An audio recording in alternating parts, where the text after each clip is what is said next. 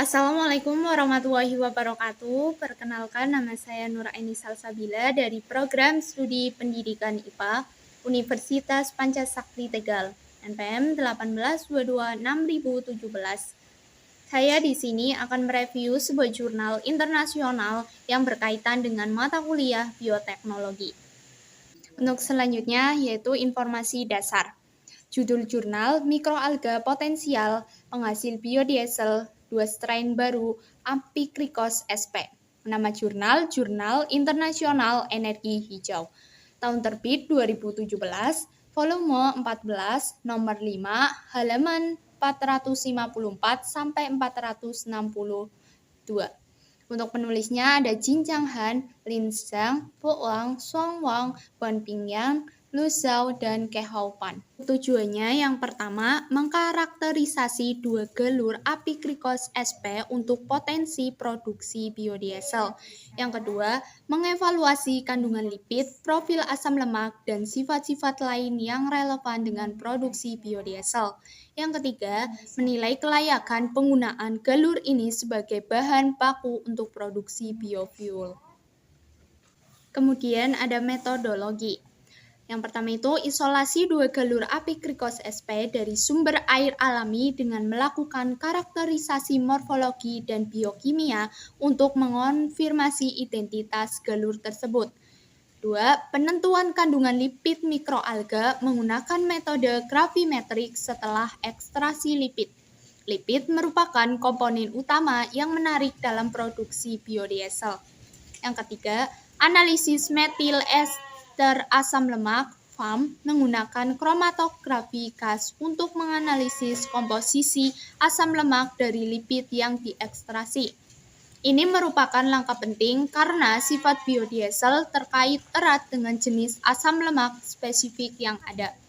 Yang keempat, laju pertumbuhan dan produksi biomasa galur juga diukur untuk menilai kelayakan komersialnya. Kemudian ada temuan utama. Temuan yang pertama itu kandungan lipid 2 Amphicricos sp yang signifikan sekitar 25-30% dari biomasa kering yang berada dalam kisaran yang dibutuhkan untuk produksi biodiesel. Yang kedua, proporsi asam lemak galur-galur tersebut ditemukan menghasilkan asam lemak tak jenuh yang tinggi seperti asam oleat yang diinginkan untuk kualitas biodiesel. Kehadiran asam lemak jenuh juga dicatat meskipun pada tingkat yang lebih rendah. Ketiga, karakteristik pertumbuhan kedua galur menunjukkan pertumbuhan yang baik dalam kondisi yang terkendali, sehingga dapat dijadikan kandidat yang menjanjikan untuk produksi dalam skala besar.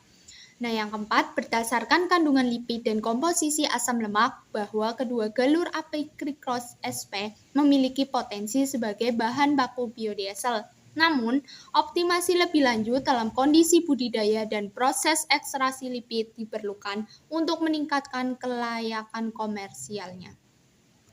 Kemudian ada kelebihan. Kelebihan yang pertama yaitu identifikasi dua galur baru Amphicricos sp menambah penelitian yang berkembang tentang mikroalga sebagai sumber biodiesel, sehingga memberikan wawasan baru tentang genus yang relatif kurang dieksplorasi dalam konteks biofuel. Yang kedua, studi ini secara menyeluruh mengkarakterisasi galur mikroalga dalam hal kandungan lipid, komposisi asam lemak, dan potensi pertumbuhan, sehingga memberikan dasar yang kuat untuk penelitian masa depan tentang galur ini. Yang ketiga, penelitian ini sangat relevan dengan pencarian bahan baku biodiesel alternatif yang sedang berlangsung. Mikroalga dipandang sebagai salah satu sumber biodiesel yang paling menjanjikan karena kandungan lipidnya yang tinggi dan persaingan yang minimal dengan tanaman pangan. Kelemahan.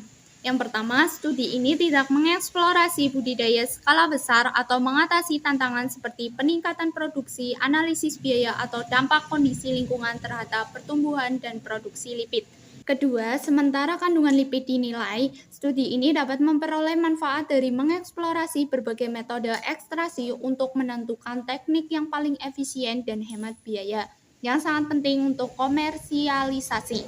Yang ketiga, penelitian ini tidak membandingkan kinerja galur Amphicricos sp dengan galur mikroalga penghasil biodiesel terkenal lainnya, seperti chlorella atau nanochloropsis. Yang selanjutnya yaitu ada saran. Penelitian masa depan harus berfokus pada pengoptimalan kondisi pertumbuhan, misalnya intensitas cahaya, ketersediaan nutrisi, dan suhu, untuk memaksimalkan hasil lipid pada galur Apicricos sp. Yang kedua, penelitian menggunakan bioreaktor yang lebih baik mensimulasikan kondisi budidaya skala besar dapat memberikan wawasan tentang skalabilitas Apicricos sp untuk produksi biodiesel. Yang ketiga, penilaian ekonomi yang lebih rinci tentang penggunaan galur ini untuk produksi biodiesel dapat membantu menentukan kelayakan komersialnya. Yang keempat, perbaikan genetik atau rekayasa metabolik galur ini memungkinkan membantu meningkatkan kandungan lipid atau meningkatkan komposisi asam lemak agar lebih sesuai untuk biodiesel. Untuk selanjutnya ada kesimpulan. Studi ini menyajikan langkah yang menjanjikan menuju identifikasi galur mikroalga baru untuk produksi biodiesel. Kedua galur Apicricos sp menunjukkan potensi yang baik berdasarkan kandungan lipid dan profil asam lemaknya. Namun, pekerjaan lebih lanjut diperlukan untuk mengoptimalkan produksi dan mengatasi tantangan skalabilitas yang terlibat dalam penggunaan mikroalga untuk biofuel. Studi ini memberikan informasi berharga bagi para peneliti di bidang energi terbarukan dan menyoroti potensi spesies mikroalga yang kurang dieksplorasi untuk produksi biodiesel. Sekian review jurnal internasional tentang mikroalga potensial penghasil biodiesel 2 strain baru Apicricos sp. Mohon maaf apabila ada kekurangan. Terima kasih. Wassalamualaikum warahmatullahi wabarakatuh.